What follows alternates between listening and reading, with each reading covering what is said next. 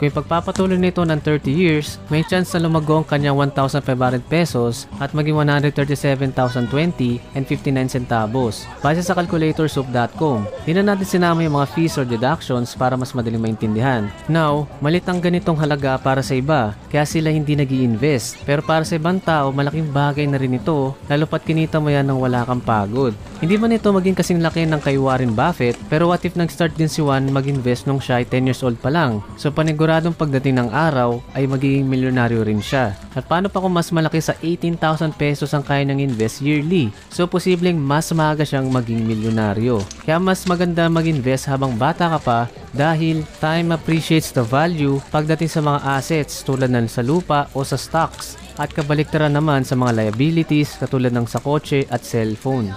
Number 3, may factor ang swerte at risk sa success. Kahit pa masipag ka, matalino o may skill, hindi to